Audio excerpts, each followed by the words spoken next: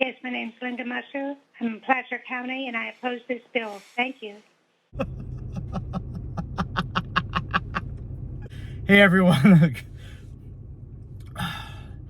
So that message you just heard, it's kind of like an inside joke. It's, I don't know, maybe it's something that's forming into a meme. You have to be there. So us in the security community, we attended the Senate Appropriations Committee meeting on August 14th of 2023. And this lady spent like 3 hours of her own time opposing every single assembly bill. And to our luck, she opposed Assembly Bill 1244. The lady from Placer County. I'm probably the only one laughing here. It's kind of like an inside one. Oh my goodness. It is my belief that this bill will cause detrimental harm to the security industry.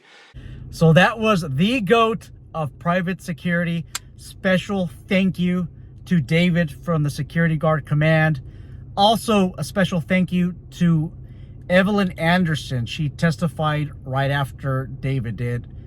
From one Asian person to the other, thank you very much. We need women to support us in private security. So from the bottom of my heart and from the bottom of the hearts of thousands of other people who listen to this channel, who listen to these videos, thank you so much for backing us up. We really, really appreciate it. We're really underrepresented in the private security, especially in California. There's nobody coming to save us. We're all on our own, so we really, really appreciate all the help. So in today's video, I want to talk about Assembly Bill 1244. How did it look like when we opposed? And what can we expect moving forward? So on April 14th of 2023 at 10 a.m., we had a significant team that showed up that came from this private security community. It was also a lot of subscribers from David's channel, Security Guard Command, that was also part of the community. And you guys made it happen. We all made it happen. I first want to apologize. I did mention 10 o'clock a.m. That was when the meeting started. I didn't know that there was literally hundreds of bills that were going to be discussed. Hundreds. If you saw the list, it'd just be overwhelming. So it took about 3 hours. I know I told you guys it'll be about an hour. It took 3 hours. So I know for certain that we have two people who were brave enough to be on camera to stand up against the injustice that is being done in the private security community. In addition to that, there was, I think I counted 8 people who called in. And these are people from, I want to say all of them are from this channel. I actually recognize some of you guys, so thank you. I recognize the names, and this is what I love. So California is a melting pot of different cultures. I know for certain that English is not a first language for many of you, but you guys just killed it. You went in front of thousands of people. You went in front of the state legislator, people who make laws in which we have to abide by. And you guys didn't care whether or not English was your second language. And I am so proud of you guys. So proud of you guys for going up there and standing for what's right. That's just awesome. I just can't describe the feeling. I mean, you have to watch it to really get that warm, fuzzy feeling that we're uniting. We're all a team. I wouldn't say we're a union right now, but we're a team. So 18 of you said that you're going to show up. And remember, I said that out of the 18, maybe 2 will show up. And when I say show up, I mean even calling it in. And at the end, we had 8 people call in, and then 2 people testified. So that's a total of 10 out of 18 that said they're going to show up. Because of the time, the extension of time, I understand that not everybody was able to hang in through the phone line that long, and that's understandable. If you hung up, I have no reservations as long as you made that effort. So thank you so much for that, for your time. And I apologize. Had I known in advance that it was going to be called at the 3rd hour, I would have let you guys know. But the honest truth is, I don't know. Nobody knows when exactly it's going to be called. It just seemed like it was going through some random order. It took David from the Security Guard Command maybe about an hour, maybe longer, to figure out what kind of sequence they're using, because we're all new to this, guys. I have never testified before the Capitol. David is the first one that I know of in our community that's done that. That's not Cal Saga. And again, we need to be very thankful what he did for us, guys. This guy is a leader in private security. He was voted in popular vote as basically for lack of better terms, the union president for his security association. Okay. Having said that, I want to talk about the atmosphere. There was literally hundreds of bills discussed, and the Senate Appropriations Committee didn't oppose any of the bills. Even it looked like the finance director herself, she opposed a bunch of these bills, basically saying that they don't have money. Yet they didn't care, guys. Everything that was introduced on the table was agreed upon. It didn't matter what people say, and this is what really disturbs me. There's bills right now that, and I'm gonna take a minute because I'm really upset about it. That sexualize children, that bring sexuality into an elementary school classroom. And oh my goodness, there are so many people opposing, so many parents. And one of our subscribers, part of our team, he couldn't take it anymore, and he wasn't even supposed to comment on that bill, and he made a comment about it. How can they do this to us? It's sad, guys. Almost all these bills were pushed by Democrats. The Speaker of the House was one of the most arrogant people that I've seen in a long time. I mean, he didn't care at all, guys. Didn't care. He started rudely cutting people off, like we're talking about parents.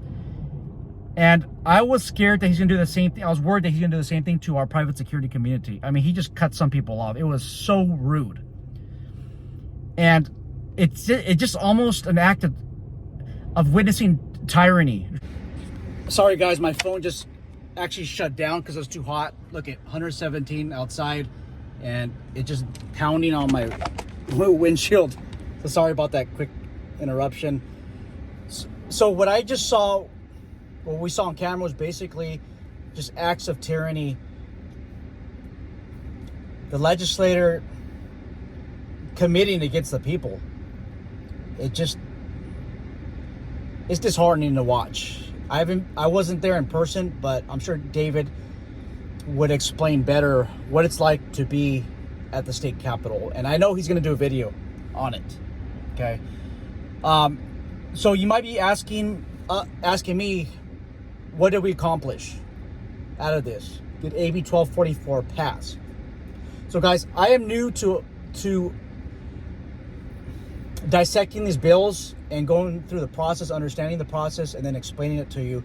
So let me explain what a Senate Appropriations Committee is. So Assembly Bill 1244 went to the Senate Appropriations Committee. Basically, this committee is tasked with investigating whether or not the plans of the bill are fiscally responsible. Is there enough money in the budget? And if there isn't, is this something that's doable? That's the layman explanation of it. So every single bill that was discussed went into what's called the files. It's called a suspense file.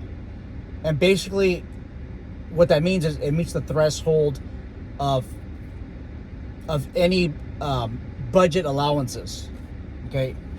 What they do is this is what the state legislature does, is they get all of these bills, I mean hundreds of them, and they know that people are not going to be there for hours watching these state legislators agree to all these bills. So they just cram them all together and they just throw them into one meeting. And that's what they did with Assembly Bill 1244. It took 3 hours to finally discuss that. and they don't tell you what time they're going to discuss AB 1244. So a lot of people have to go to work. David almost had to leave for his flight. I know a lot of you guys called in, but couldn't hang on any longer because of the time limits. I mean, it went to 3 hours until you can finally say something, and they like that. Okay, they like the fact that you don't know what time it is, and they agreed to all the bills, which were again pushed primarily by Democratic parties. Okay. The next step with this bill is it goes back to the committee, the California Assembly. Assemblyman Christopher Holden can now say, well, it passed the Senate Appropriations Committee. Now we're going to move forward. So the next, I want to say the next time that there's a vote, it's most likely going to be with the state legislator, and they're going to vote whether or not to proceed with this bill. Okay. Now you're probably asking me, were we successful or not? Well, I want to tell you this: out of the hundreds of bills, nobody who opposed all the other bills, the hundreds of other bills, they were not successful.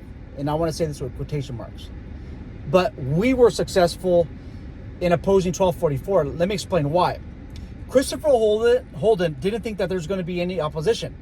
He was very arrogant about pushing this bill. I mean, I want to say confident. Okay, he didn't send himself. Christopher Holden waived his ability to explain what the bill is about. And he had the Speaker of the House explain just say AB 1244 and then the title of the bill, and then just ask if you oppose or you're for it, and he asked for witnesses, and that's where David got to testify, by the way, as an actual witness.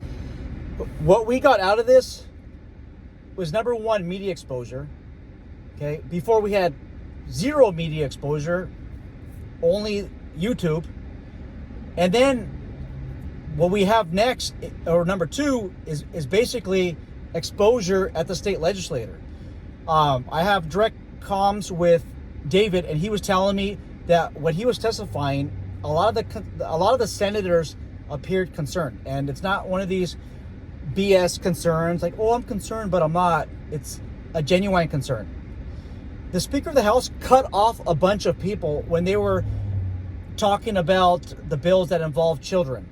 He just cut them off very rudely and arrogantly, but he did not cut any one of us off, guys. None of us he cut off. And I think in his face, there was a level of concern. That's why he didn't cut us off. If you go through all the other bills where people were giving their opinions, he cut them off. Not Assembly Bill 1244 because of the team that we brought there.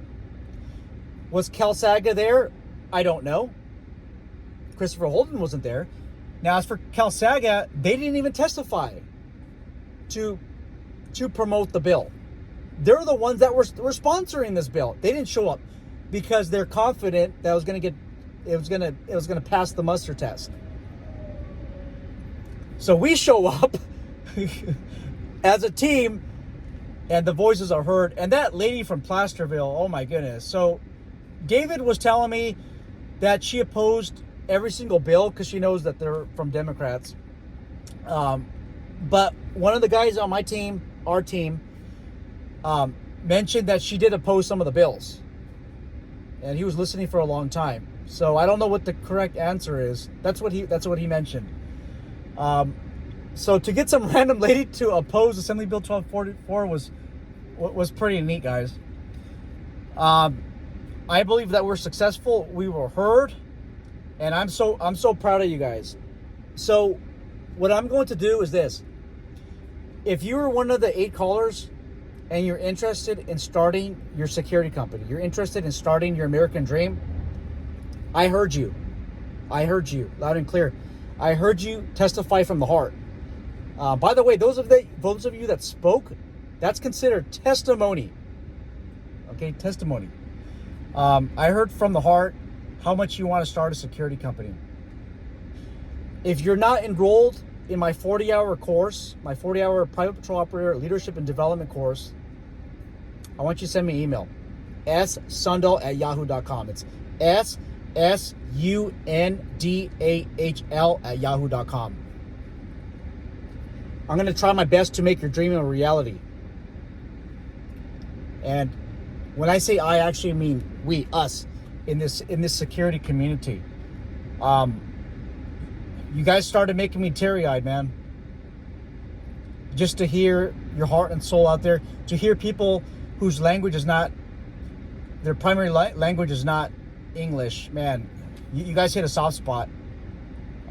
My family, we immigrated here from another country. I'm a first-generation American, and it just, I'm so proud to hear other people out there not being scared of others. It takes really a brave person. You know, they say that the number one fear, I think it was like death or something like that. And number two is like public speaking. I know that a lot of you don't even public speak, but you guys just made me proud. So send me an email. I'm gonna try my best to help you accomplish your dreams. If you want to start a security company, I think right now you should do it, guys.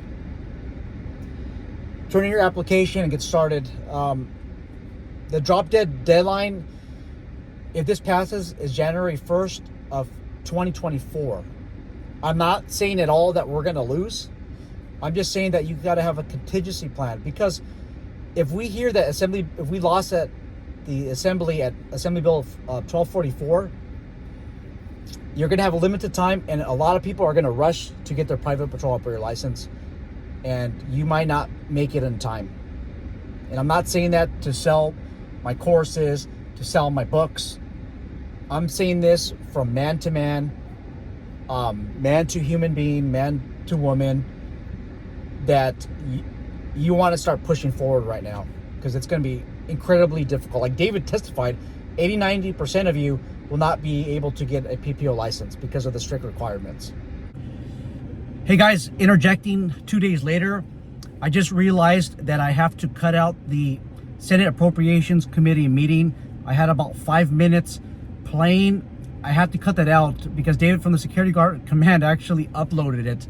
I can't risk having this channel completely demonetized because there's another video with the same exact information out there. So I have to cut it out, but I'm going to link to David's channel, David's video that he made, where you can watch all 5.5 minutes of where the brave men stood up against evil, stood up against injustice, and testified against AB 1244. So I'll leave links for that.